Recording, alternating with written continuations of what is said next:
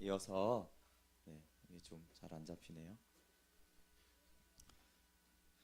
은혜에 대해서 계속 좀 말씀을 나누려고 합니다. 선생님 좀 앉아주세요. 좀 지난주 복습할 때 마지막에 이제 저희가 이제 로마서 8장 부분을 좀 했습니다. 은혜가 왕노릇하라라는 지난주 요약을 좀 기억하시죠? 그래도 좀 간단하게 말씀을 드리면 복음을 믿으면 우리가 은혜 아래 거하게 됩니다. 잠깐만요. 제가 다시 해볼게요.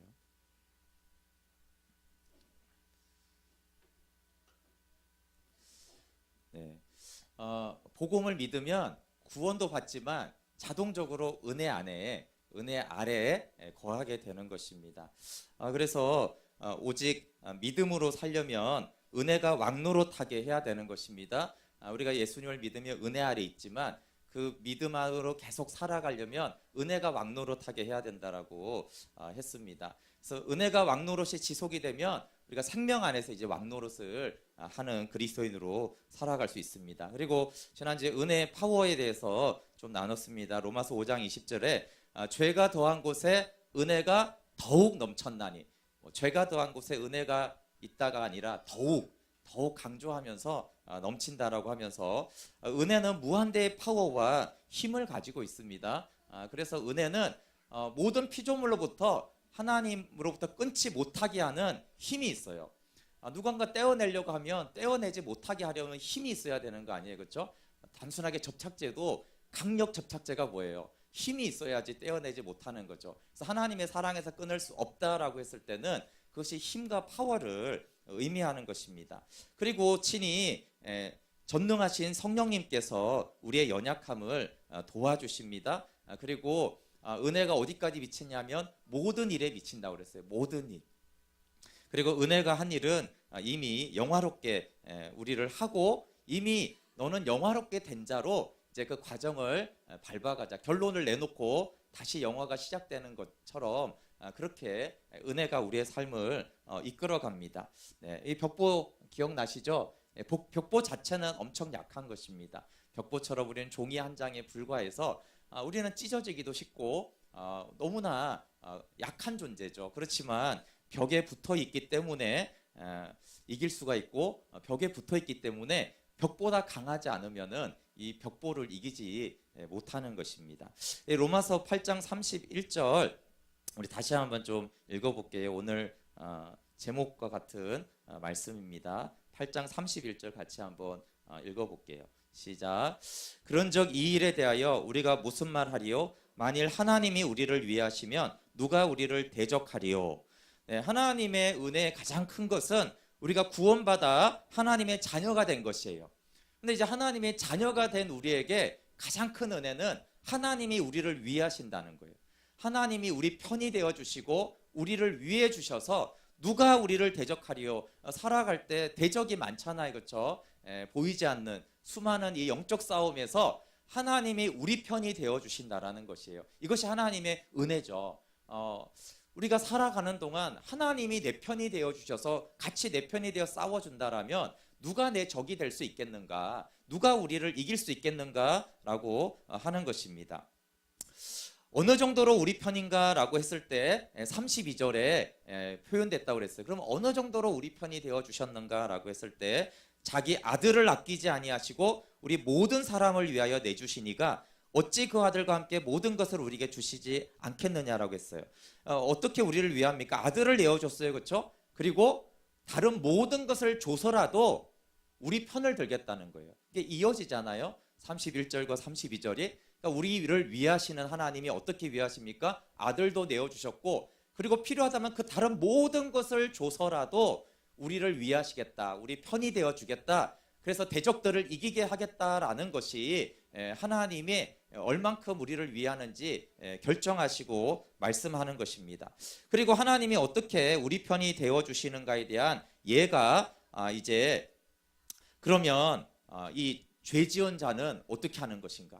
죄는 정죄받아 마땅하는데 그럴 때 하나님은 어떻게 위할 수가 있겠느냐라고 했을 때 하나님은 의롭다라고 하신다라고 하는 거예요. 하나님이 재판장이 되셔서 의롭다고 하는 거예요. 그럼 현장에서 잡힌 이 간음 중에 잡힌 여자처럼 현장범은 어떻게 하느냐? 이 현장범을 과연 하나님이 편들 수 있느냐라고 했을 때 예수님이 이 간음한 여인을 위해 죽으시고 그 죄를 대가를 지불하시고 부활하셔서 의롭다고 하신다라는 거예요. 그래서 현장범이 분명하고 과연 이런 상황에서 그래도 하나님이 공의의 하나님인데 어떻게 감히 편을 둘 수가 있어? 이때는 하나님이 좀 손을 놔야 되지라고 했을 때 그렇지 않다라고 하는 거예요. 여전히 하나님은 우리의 편 드셔서 우리를 의롭다라고 하시는 것입니다. 그러면서 이런 상황과 이어서 이제 하시는 말씀이 이제 33절과 37절에 쭉 이어서 나와 있습니다. 이 의롭다 하신 말씀과 함께 뒤까지 한번 이어서 33절부터 37절까지 읽어볼게요. 시작.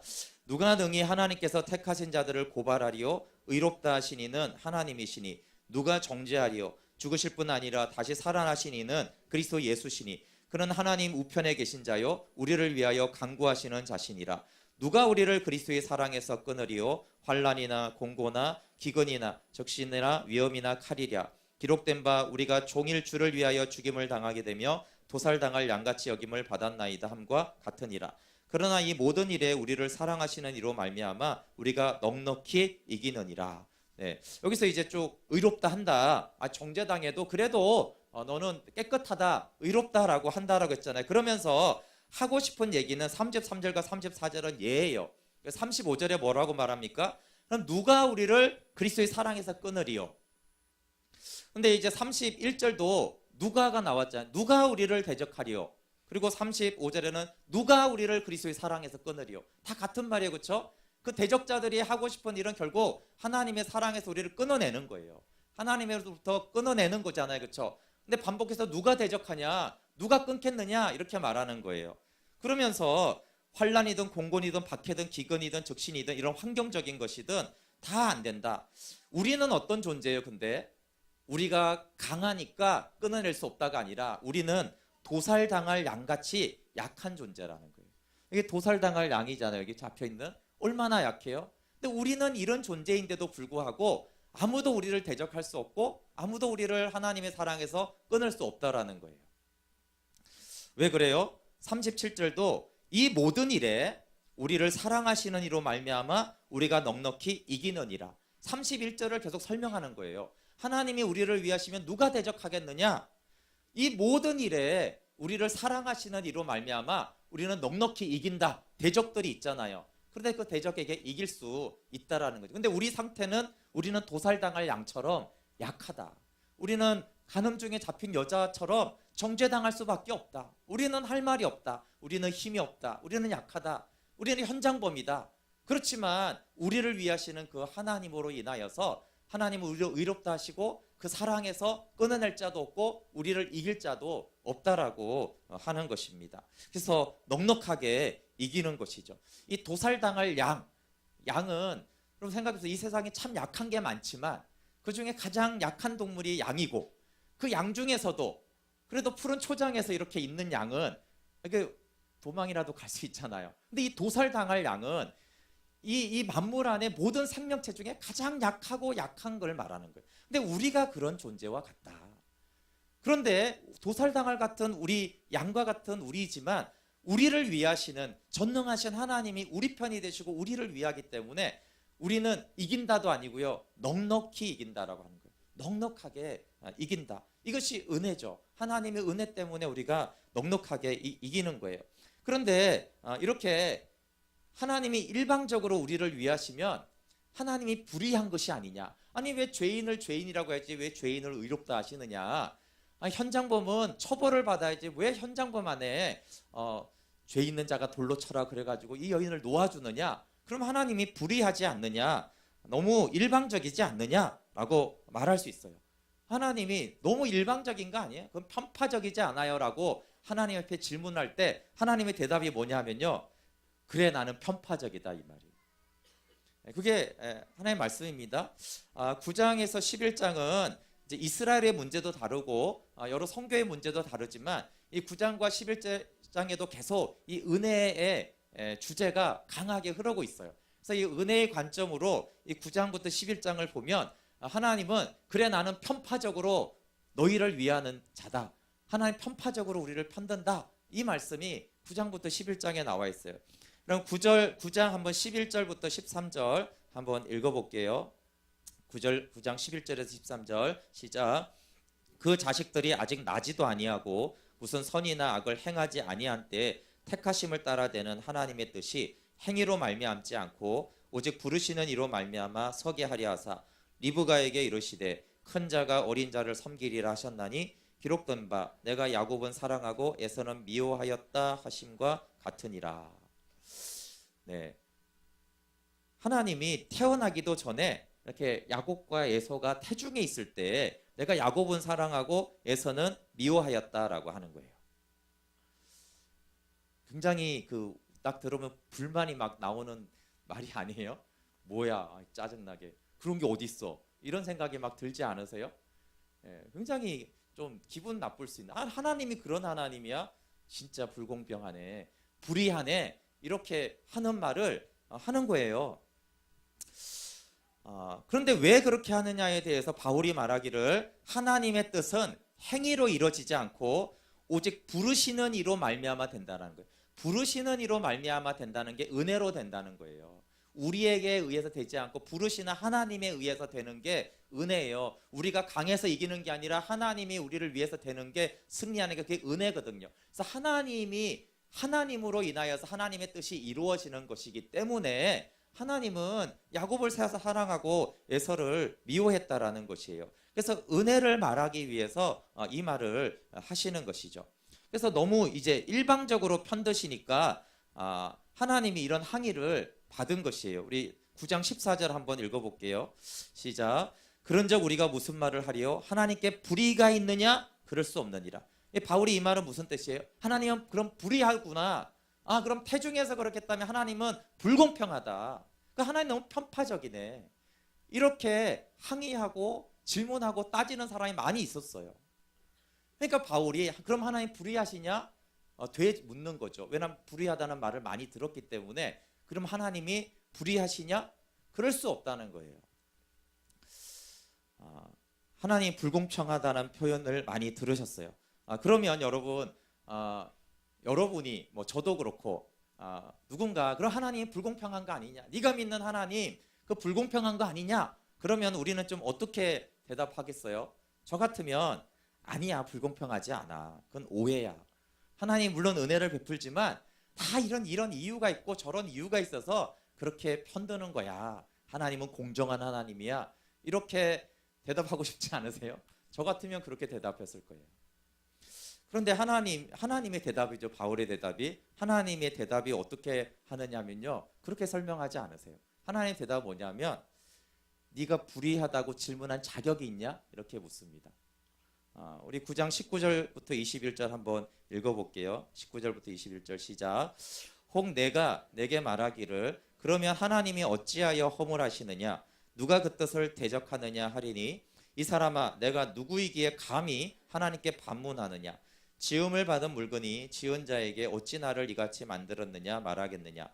토기장이가 진흙 한 덩이로 하나는 귀 있을 그릇을 하나는 천이 있을 그릇을 만들 권한이 없느냐? 네.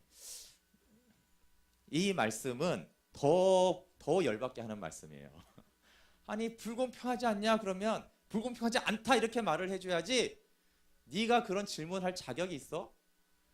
이런 거는 그 꼰대 부리는 거잖아요.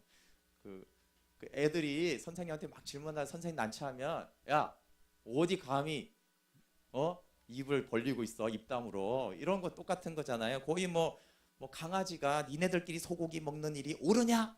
니네들만 입이냐? 그러면 주인이 야 너는 개거든 그만해.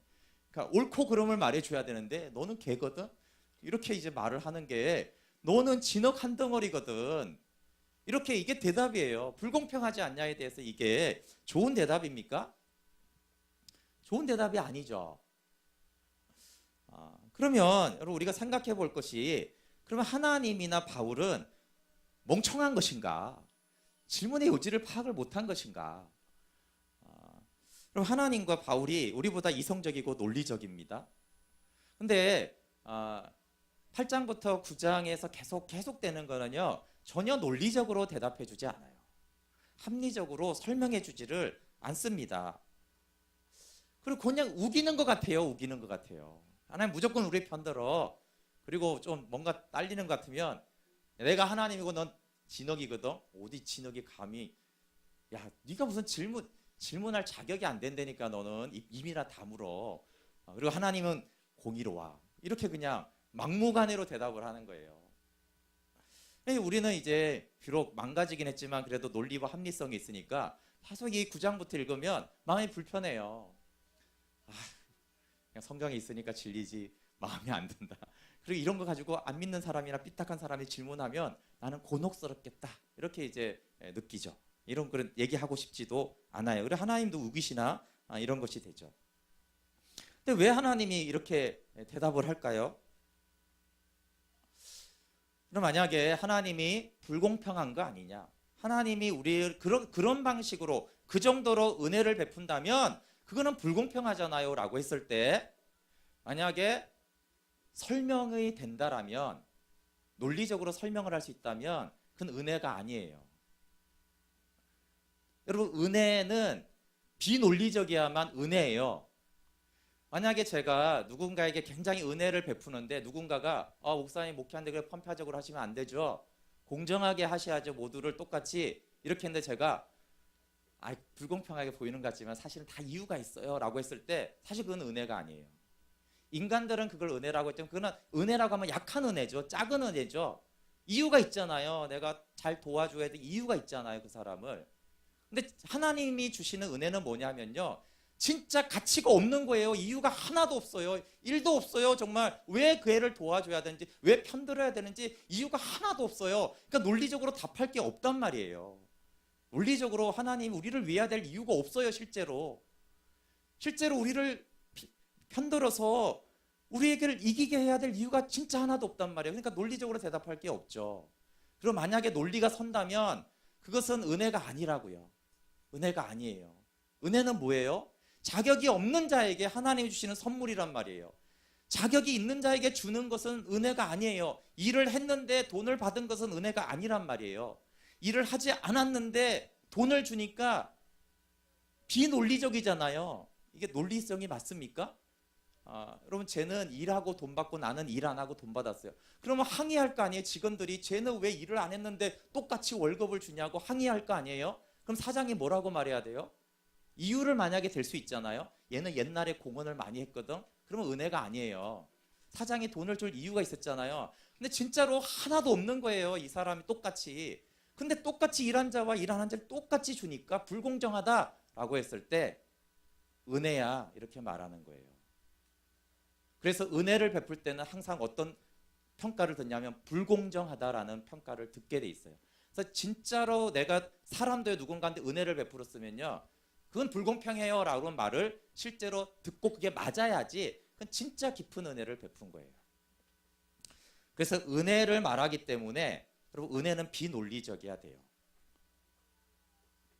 논리적이면 합리적으로 대답할 수 있다면 그 은혜가 아닌 거예요. 우리가 하나님의 은혜를 잘 이해를 해야 돼요.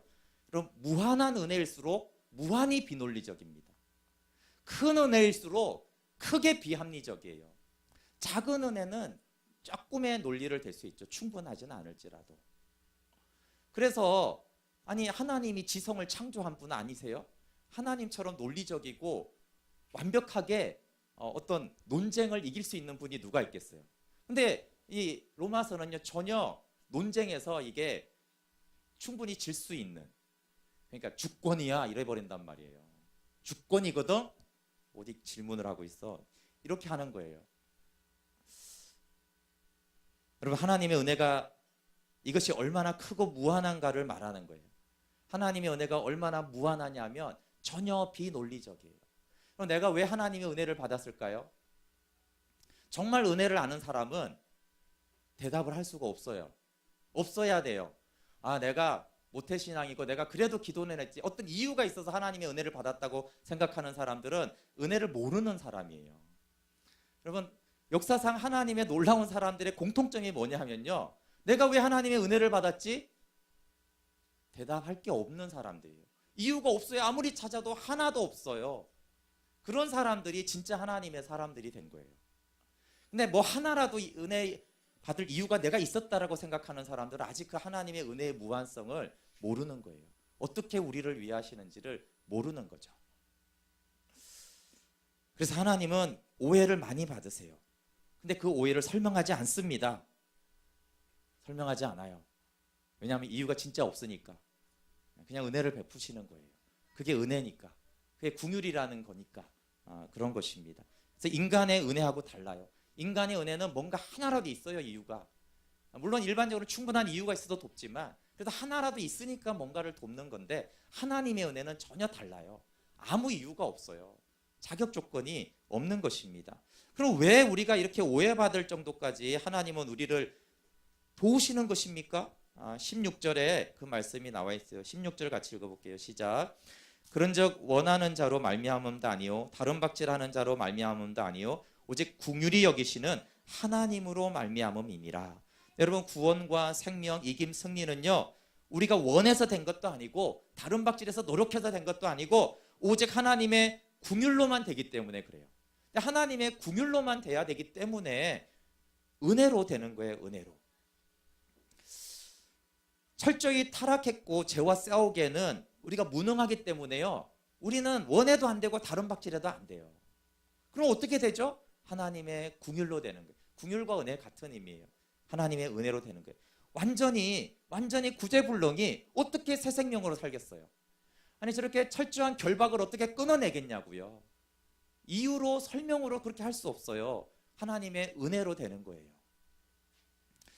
그래서 오해를 받아도 하나님의 대답은요 긍휼 때문이다라고. 그게 사실 대답이에요. 논리적이진 않지만 왜 그렇게 불공평하게 하세요? 은혜니까 그렇지. 긍휼로 되는 거니까 그렇지. 그게 이제 하나님의 대답인 것이에요. 25절 26절 읽어볼게요. 시작. 호세아의 글에도 이르기를 내가 내 백성 아닌 자를 내 백성이라 사랑하지 아니한 자를 사랑한 자라 부르리라.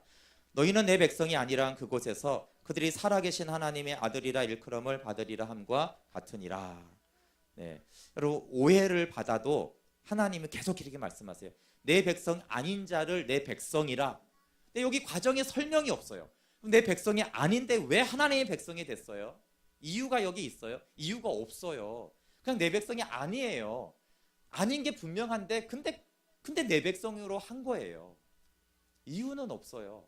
논리적인 설명은 없습니다. 사랑하지 아니한 자예요. 사랑할 수 없는 자예요. 그런데 사랑한다는 거예요. 계속 은혜를 말하는 거예요. 이유가 없어요. 하나님이 사랑하는 이유가. 이유가 있다면 너는 사랑받을 짓을 한 게 하나도 없어. 그게 이유예요. 그럼 왜 사랑하세요? 은혜니까. 하나님의 자녀도 아니고 자격도 없는데 자녀인 거예요. 그럼 우리가 하나님의 자녀가 되는데 무슨 이유가 있어요? 근거가 있어요? 없어요. 내가 예수님 잘 믿었지 않느냐? 아니에요. 하나도 없어요. 근데 너는 내 자녀라고 한 것은 은혜예요. 은혜. 여러분 우리가 믿음을 지키고 그래서 지금까지 자충우돌 했지만 여기까지 온 거 아니냐? 그래도 나름 열심히 살았어 라고 했을 때 그것도 아니라는 거예요. 29절 한번 읽어볼게요. 시작. 또한 이사야가 미리 말한 바 만일 만군의 주께서 우리에게 씨를 남겨두지 아니하셨더라면 우리가 소돔과 같이 되고 고모라와 같았으리로다 함과 같으니라. 그래서 잘 믿지도 못하지만 요 믿음이라도 갖고 있는 게 네가 나름 뭘 해서 그런 줄 알아? 착각이야. 네가 했으면 너는 소돔과 고모라야. 유황불에 지금 다 타 죽었어야 된다고. 근데 고만한 믿음이라도 있는 거는 하나님이 너 안에 씨를 남겨두셔서 그래. 여기까지 온 것이 나의 어떠한 조금이라도 뭔가를 내가 했기 때문이라고 생각해? 그럼 엄청난 착각이라는 거예요. 하나님이 만약에 우리 안에 씨를 남겨두지 않았다면 이 부족한 믿음마저도 없었을 거라는 거예요. 그럼 또 반문을 할 수 있어요. 어떤 반문을 할 수 있어요? 뭐 다 좋은데요. 근데 하나님이 택한 이스라엘 백성은 그리스도 예수께서 끊어졌잖아요. 아니 은혜의 하나님이라고 했는데 하나님이 위하신다고 편드신다고 했는데 그럼 하나님이 택한 이스라엘 백성은 왜 예수님을 믿지 않고 하나님의 그리스도에게서 끊어졌습니까? 이렇게 이제 아주 가장 예리한 질문이죠. 그냥 무조건 은혜구나 이러고 있는데 갑자기 그럼 이스라엘은 어떻게 된 거예요? 하나님이 절대 주권으로 은혜를 베풀고 우리를 위하셔도 그 실패한 거 아닙니까? 이 역사적인 사실이 아닙니까? 라고 할 수가 있는 것이에요. 이스라엘의 실패 이유에 대해서 10장 2절 3절에 나옵니다. 한번 같이 읽어볼게요. 시작. 내가 증언하노니 그들이 하나님께 열심히 있으나 올바른 지식을 따른 것이 아니니라. 하나님의 의를 모르고 자기 의를 세우려고 힘써 하나님의 의에 복종하지 아니하였느니라. 네, 성경 지식은 많지만 그들이 잘못된 지식으로 하나님을 믿어서 자기 의를 세워서 하나님의 의를 거절했습니다. 결국 하나님을 떠났죠. 근데 이제 복종하지 않는 이스라엘을 향한 하나님의 일단 마음을 이제 바울이 먼저 말을 하는데 그것이 10장 20절에서 21절입니다. 같이 읽어볼게요. 시작. 이사야는 매우 담대하여 내가 나를 찾지 아니한 자들에게 찾은 바 되고 내게 묻지 아니한 자에게 나타났노라 말하였고 이스라엘에 대하여 이르되 순종하지 아니하고 거슬러 말하는 백성에게 내가 종일 내 손을 벌렸노라 하였느니라. 이스라엘은 계속 자기 의를 세우고 하나님께 불순종하고 거슬러 말하고 아주 말을 원망하고 그리고 순종하지 않았어요. 근데 이제 그런 이스라엘 백성을 향해서 하나님은 내가 종일 내 손을 벌렸노라 사랑했다 여전히 그렇게 말을 하는 거예요.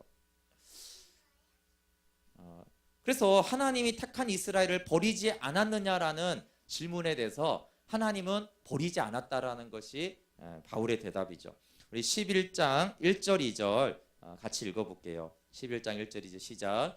그러므로 내가 말하노니 하나님이 자기 백성을 버리셨느냐? 그럴 수 없느니라. 나도 이스라엘인이요 아브라함의 씨에서 난 자요 베냐민 지파라. 하나님이 그 미리 아신 자기 백성을 버리지 아니하셨나니 너희가 성경이 엘리야를 가리켜 말한 것을 알지 못하느냐? 그가 이스라엘을 하나님께 고발하되. 네, 여기 2절에 하나님이 그 미리 아신 자기 백성을 버리지 않았다라는 것이에요. 버리지 않았다. 근데 하나님은 버리지 않았는데 이스라엘은 하나님을 떠났잖아요. 그러면 하나님 버리지 않았다 이걸로 끝나지 않고 계속 이제 질문을 할 수 있죠. 그러면 하나님은 결코 버리지 않았지만 내가 하나님을 떠나면 끝난 거 아니냐. 하나님은 좋아요. 하나님은 이스라엘을 버리지 않았는데 이스라엘이 하나님을 떠나지 않았느냐. 그래서 그리스도에게서 끊어지지 않았느냐. 그러면 결국은 어쨌거나 하나님의 사랑에서 끊어지는 거 아니냐. 근데 왜 로마서 8장에서 하나님의 사랑에서 끊어낼 자가 없다라고 말하느냐. 하나님이 안 버려줘도 이스라엘이 떠나면 떠났고 끊어졌고 그게 지금 역사적인 사실인데 무슨 소리냐. 하나님의 사랑에서 끊어질 수 있다. 이렇게 이제 반문을 할 수 있는 거예요. 사실 이 질문은 매우 예리한 질문이고 굉장히 어려운 질문이에요. 근데 이것에 대해서 바울이 상당히 어려운 상황이 된 것이 맞다라고 합니다. 그런데 그것에 대해 바울의 대답이 뭐냐면 너희가 하나님의 신비를 알기를 원한다 이렇게 말해요. 신비라는 말은 추상화시키고 싶어서가 아니고요. 아주 훌륭한 신학자들이 또 신학자는 이제 논리적으로 설명해야 되는데 신비라는 단어를 씁니다. 근데 어떨 때 신비라는 단어를 쓰냐면요. 설명을 할 수 있는데 그 설명으로 그 부유함과 풍성함을 충분히 설명해낼 수 없을 때 그것을 신비라고 하자라고 해요. 비논리적이라는 뜻이 아니고 예를 들어서 하나님은 은혜입니다라고 할 때 은혜를 알면 설명할 수가 있어요. 그런데 이 아무리 설명을 해도 이 은혜를 제대로 설명을 다 해낼 수가 없을 때 그것을 은혜의 신비다라고 하자 이렇게 한다는 거예요. 용어를 그렇게 쓰는 거예요. 신비라는 단어를. 그러니까 이제 바울이 설명을 하죠. 그렇지만 이것이 너무나 놀라운 것이다라는 의미로 신비라는 단어를 씁니다. 그래서 하나님의 신비를 알기를 원한다라는 대답이 25절부터 27절까지 나와요. 한번 읽어볼게요. 11장 25절부터 시작. 형제들아 너희가 스스로 지혜 있다면서 이 신비를 너희가 모르기를 내가 원하지 아니하노니 이 신비는 이방인의 충만한 수가 들어오기까지 이스라엘의 털어는 우둔하게 된 것이라.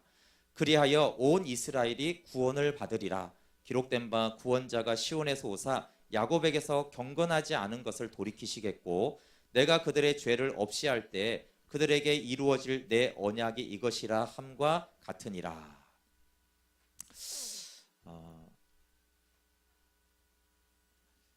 종일 팔을 벌리신 하나님 때문에 하나님을 떠난 온 이스라엘이 좀 더 넘겨야 되네요. 구원을 받는다는 거예요.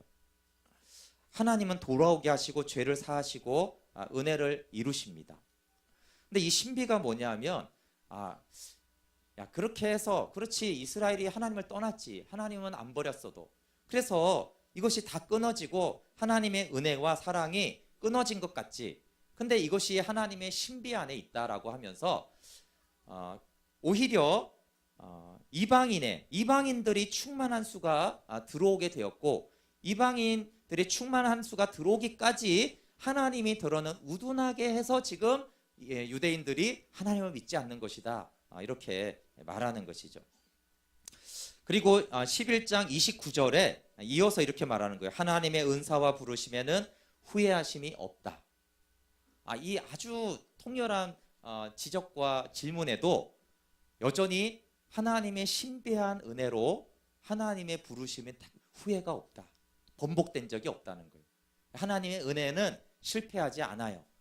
하나님의 부르심에 후회하심이 없다라는 말과 똑같습니다. 끝까지 은혜를 베푸시죠. 그러면서 이제 그 25절부터 27장이 7절이 전체로 말하고 다시 재설명하는 게 29절부터 또 30절이에요. 같이 30절 말씀 한번 같이 읽어볼게요. 시작. 너희가 전에는 하나님께 순종하지 아니하더니 이스라엘이 순종하지 아니하므로 이제 궁유를 입었는지라. 하나님을 배신하고 떠난 이스라엘, 이 문제 어떡할 거냐는 거예요. 근데 일단 바울이 먼저 대답하는 것은요, 하나님을 떠나고 배신하고 떠난 이스라엘로 인하여서도 하나님은 선을 베푸셨다는 거예요. 선을 이루셨다라는 거죠. 8장에 하나님 모든 것을 합력하여 선을 이루신다고 했잖아요. 그렇죠? 그럼 하나님의 택한 백성이 하나님을 떠난 것이 어떻게 선이 될 수 있냐라고 할 수 있을 때, 선이 되게 하셨다라는 거예요. 어떻게 선이 되게 하셨어요? 너희가 전에는 하나님께 순종하지 아니하더니, 이제 구원받은 이방인들, 우리를 말하는 거예요. 우리가 순종하지 않으더니 이스라엘이 순종하지 아니함으로 이제 너희가 구원을 입었다는 거예요. 그래서 유대인들이 끊어진 것으로 인한 선이 어떻게 됐어요? 우리가 구원받은 거예요. 우리가. 그렇게 하나님은 이것을 선이 되게 하셨습니다. 그러면 배신자 이스라엘은 어떻게 되나? 라고 했을 때 잘 생각해봐라. 불순종했던 너희를 하나님이 은혜로 궁율로 구원해 주지 않았냐? 그러면 이스라엘 백성들은 어떻게 구원을 받겠냐? 궁율로 구원을 받지, 이렇게 말한 거예요. 이방인들이 어떻게 구원을 받았지? 궁율로. 불순종했잖아. 아니, 이방인들이 너희가 한 게 뭐가 있어? 불순종한 것밖에 없지. 근데 불순종한 너희를 하나님이 은혜로 구원했잖아. 그럼 불순종한 이스라엘은 어떻게 구원받겠어? 궁율로 구원을 받지. 그래서 하나님을 떠났다고 해서 걔가 구원을 못 받겠느냐? 그러면 이방인이 너희들은 어떻게 했냐? 언제 하나님께 돌아온 적이 있느냐? 너희도 불순종만 했지. 근데 불순종한 너희를 구원하시지 않았느냐? 동일한 원리로 하나님 다시 이스라엘을 구원한다라는 거예요. 31절 말씀이 그 말씀에 같이 읽어볼게요. 31절 시작. 이와 같이 이 사람들이 순종하지 아니하니 이는 너희에게 베푸시는 궁율로 이제 그들도 궁율을 얻게 하려 하심이라. 아직 이스라엘 백성들이 순종하지 않아요. 근데 왜 그러냐 하면 너희에게 베푸는 궁율로 그 유대인들도 궁율을 얻게 하려고. 그러니까 하나님 왜 이스라엘 백성들이 하나님 배반하고 떠난 걸 놔뒀어요? 궁율로 구원하려고. 근데 하나님 가만히 있는데 얘네들이 먼저 돌아오면 궁율로 구원한 게 아니죠. 은혜로 구원한 게 아니죠. 돌아오지 않는 그 불순종하고 있는 자들을 하나님이 가서 구원해내는 게 궁율로 구원받고 은혜로 구원받는 거잖아요. 그래서 너희에게 베푸시는 궁율로, 지금 우리가 받은 이 궁율로, 동일한 궁율로 그들도 궁율을 얻게 할 거라는 것이에요. 그래서 궁율을 얻게 된 이유가 뭐냐면 불순종이에요. 불순종. 그래서 이것도 오해받을 여지가 있죠. 하나님의 궁율을 입는 방법은 무엇일까요? 그러면 불순종하는 거. 이렇게 이제 또 그러면 우리가 앞으로 불순종하자. 그럼 하나님의 궁유를 더 많이 입을 거야. 분명히 성경에 불순종하는 자에게 하나님 궁유를 임한다고 했으니까 우리는 불순종하면 돼. 그럼 궁유를 임하겠지. 이렇게 그래서 여러분 은혜를 말할 때는 계속 오해가 있어요. 오해가. 로마서에서만 보면 어떤 오해를 계속 받았냐면요. 죄가 더한 곳에 하나님의 은혜가 더욱 넘친다. 이렇게 말하니까 어떻게 말하는 사람들이 있었어요? 그럼 우리 더 죄 지으면 되겠네? 그럼 은혜 더 충만히 받겠네? 이런 사람들이 있었어요. 근데 바울이 그럴 수 없는 일은 막 이렇게 또 얘기를 해야 됐잖아요. 그렇죠? 두 번째, 여기 있는 거예요. 궁유를 입은 이유는 불순종했기 때문이다. 그러면 또 그러면 불순종하면 되겠네. 그럼 불순종한 나는 지금 잘하고 있는 거네. 하나님 궁유리 임할 때가 돼서 이렇게 한다라는 거 인간들이. 그리고 아까 태어나기 전부터 은혜를 베풀기로 작정했다. 이러면 또 그러면 하나님 불공평한 하나님이네. 이렇게 하나님은 비난과 오해와 반박을 받으시면서도 근데 이 내용을 철회하지 않는 거예요. 철회하지 않아요. 그래도 이게 맞아. 나는 이대로 하는 하나님이야. 이렇게 해서 말씀하는 거예요. 여러분 누군가를 돕다가 그래도 이제 인간적이지만 인간 입장으로 은혜를 베풀다가 조건 없이 나름 사랑하다가 오해받아 본 적이 있습니까? 누군가를 돕다가 오해를 받으면 우리는 굉장히 해명하고 싶어요. 아니면 그냥 그만하죠. 내가 진짜 이런 오해를 받아가면서 이렇게 도와야 돼? 그냥 그만하자. 이렇게 하죠. 그렇지만 하나님은요. 계속 오해를 받고 막 항의를 하고 그런 하나님은 그러면 불공평하네. 막 이렇게 막 이용해 먹으려고 하는 그럼에도 불구하고 하나님의 은혜는 계속되는 거예요. 계속 우리를 위하시면서 나는 은혜의 하나님이다라고 오히려 더 강조를 하는 거예요.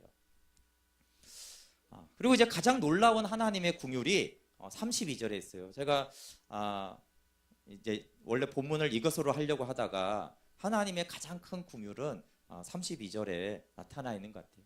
그럼 같이 읽어볼게요. 시작. 하나님이 모든 사람을 순종하지 아니하는 가운데 가두어 두심은 모든 사람에게 긍휼을 베풀려 하심이로다. 불순종은 하나님의 은혜에도 불구하고 우리가 불순종을 선택한 거예요. 이게 아담과 하와가 에덴을 동산에 두고 다 가져라. 그런데 이거 하지 말라고 했는데 하나님은 은혜를 베풀었는데 아담과 하와가 하나님같이 되다가 선악과를 먹고 불순종한 거죠. 하나님 복음을 주셨는데도 우리가 하나님 같이 되려고 우리 몸을 죄에게 내줘서 불순종한 거예요. 그런데 32절은 하나님이 이걸 뭐라고 말하냐면요. 하나님이 우리를 불순종 가운데 가두어 두셨다라는 거예요. 가두어 두셨다.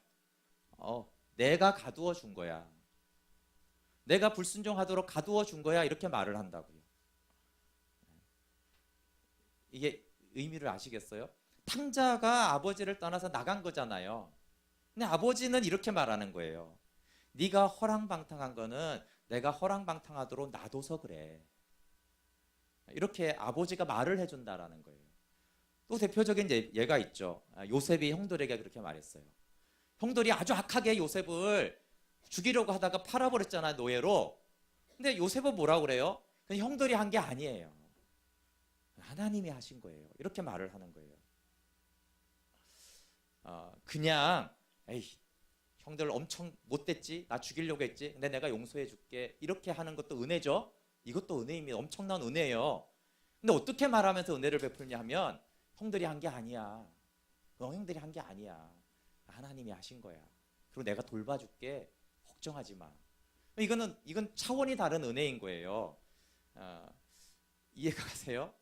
넌 못된 짓 했지만 내가 다 용서해주고 돈도 주고 잘해줄게. 이것만 해도 얼마나 놀라운 은혜입니까? 하나님이 은혜를 베풀면서 이렇게 말하는 거예요.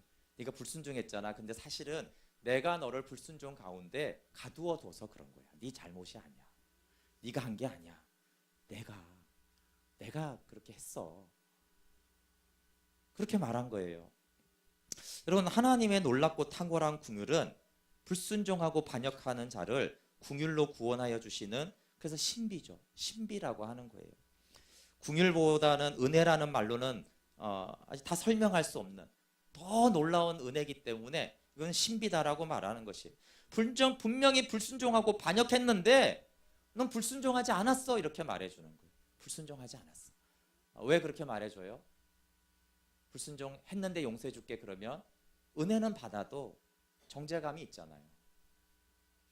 솔직히 양심이 찔리잖아요. 은혜를 입어도 하나님 관계가 솔직히 불편해요. 가시방석이잖아요. 어떻게 생각하세요? 사실 탕자를 아버지가 너무 그렇게 받아주면 가시방식 아니에요? 헤헤하고 또 먹어야 돼요. 불편하잖아요. 그래서 해주는 말이에요. 요셉이 형들이 한 게 아니야. 요셉이 용서해 주어도 불편해요. 형들은 요셉을 보기가 나쁘고 불편하고 그래도 힘들어요. 먹을 거 계속 갖다 줘도 요셉이 준 양식 먹으면서 불편하다고요. 그래서 형들이 한 게 아니야 이렇게 말해주는 거예요. 하나님이 구원하시되 어떻게 구원하세요? 너희가 그런 게 아니야. 너희가 그렇게 나를 반역하고 죄진 거 아니야. 내가 그렇게 불순종에 가두어둬서 너희가 어쩔 수 없이 그렇게 했지. 이것도 이용해 먹을 만한 말이죠. 근데 하나님 그렇게 말씀해 주세요. 내가 그렇게 한 거다. 교회를 핍박하고 성도를 죽인 바울에게 하나님 어떻게 긍휼을 베풀어 주셨어요? 내가 너를 처음부터 택해서 그래. 너 교회 핍박한 거 용서해 줄게 이렇게 하지 않았고요. 그 전부터 내가 너를 택해서 그래. 그걸 다 하나님의 주권으로 돌린다고요, 바울에게. 근데 그렇게 하지 않았다면 바울이 얼마나 정죄감이 심해요. 교회를 세우 다니지만 교회를 잔멸했잖아요. 근데 하나님은 바울에게 내가 그렇게 해서 그런 거야. 내가 너를 원래 처음부터 택한 그릇이라서 그런 거야. 네 잘못 아니야 이렇게 말해줘. 바울 잘못 맞거든요. 바울아, 네 잘못 아니야. 다 나의 택한 섭리와 주권 안에서 그렇게 된 거야. 그리고 너는 내가 택한 나의 그릇이고 너는 내 사랑을 복음을 전하는 자가 될 거야. 그게 바울이 받은 은혜예요. 긍휼이죠. 그냥 용서가 아니라 잘못했는데 잘못하지 않았다라고 하면서 하는 은혜를 바울이 입었죠. 그래서 바울이 이 은혜, 근데 여러분 이 바울이 받은 은혜가 논리적인가요? 비논리적이란 말이에요. 그래서 굉장히 논리적인 바울이 이 은혜를 말할 때는 아주 비논리적으로 말해요. 그래, 비논리적이다. 나는 그런 비논리적인 은혜를 받은 사람이야. 그래서 한량없는 은혜지.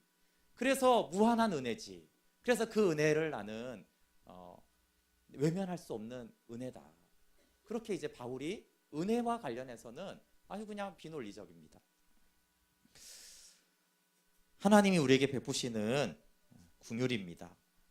근데 왜 불순종 가운데 가두어뒀어요? 긍휼을 베풀려고, 긍휼을 베풀려고, 은혜를 베풀려고 그렇게 했다는 것입니다. 네. 우리는 약하지만 하나님이 우리를 위하시면 누가 우리를 대적하겠습니까? 여기에 논리적으로 그렇게 안 될 이유를 다 갖다 붙여도 하나님은 아니다. 나는 너를 위하고 은혜를 베풀겠다라고 말씀하셨어요. 그래서 로마서 11장이 이제 마무리되면서 바울이 이 은혜와 하나님의 구원 이 외에도 이제 다른 하나님의 경륜에 대해서 어떻게 반응하냐면 논리적으로 설명하지 않고요. 찬양으로 대답을 해요. 찬양으로. 그래서 굉장히 논리적인 이 로마서가 하나님의 은혜를 말하면서 찬양과 찬미로 마무리되는 거예요. 로마서 11장 33절 36절 우리 읽고 좀 찬양하고 기도하겠습니다. 33절부터 읽어볼게요. 시작. 깊도다 하나님의 지혜와 지식의 풍성함이여 그의 판단은 헤아리지 못할 것이며 그의 길은 찾지 못할 것이로다. 누가 주의 마음을 알았느냐? 누가 그의 모사가 되었느냐? 누가 주께 먼저 드려서 갚으심을 받겠느냐? 이는 만물이 주에게서 나오고 주로 말미암고 주에게로 돌아갑니다. 그에게 영광이 세세에 있을지어다. 아멘. 네, 33절 보세요, 여러분. 깊도다 하나님의 지혜와 지식의 풍성함이요. 어떤 논리와 합리적인 것보다 하나님의 지혜는 더 그 이상의 어떤 단어가 없어서 너무너무나 놀라운 지혜라는 거예요. 내가 논리적으로 대답해 주지 않아서 답답하냐? 생각해봐라. 그거보다 엄청난 지혜다 이게. 얼마나 깊은 지혜냐. 그냥 사람이 논리적으로 대답해 준 그 정도의 은혜가 아니다. 깊고 놀라운 하나님의 지혜고 그의 판단을 헤아릴 수 없다는 거예요. 헤아릴 수 없는 우리의 생각으로 헤아릴 수 없는 하나님의 은혜가 주어져서 우리가 찾을 수 없다. 그런데 분명한 건 뭐예요? 하나님이 우리에게 은혜를 베푸시고 하나님 우리를 구원하시고 우리를 위하시고 계시다는 거, 이 한 가지가 분명한데 누가 헤아릴 수 있을까? 누가 그걸 이해할 수 있을까? 할 수 없지만 그 하나님을 찬양할 수밖에 없고 모든 것이 그로부터 나와서 그에게 돌아가. 마지막에 뭐예요? 그래서 그에게 영광이 세세에 있을지어다. 여러분, 은혜의 응답이 영광을 하나님께 돌리는 거예요. 그래서 이해할 수 없는 이 은혜, 설명되지 않는 이 은혜, 그러니까 할 수 있는 거는 영광을 하나님께 돌리는 것밖에 없다라고 바울이 마침표를 딱 찍는 것이, 우리가 알듯이 12장부터는 이제 삶의 문제로 들어가면서 이 복음의 마침표가 그렇게 끝나는 거예요. 네, 우리 함께 좀 찬양하고 좀 기도하겠습니다.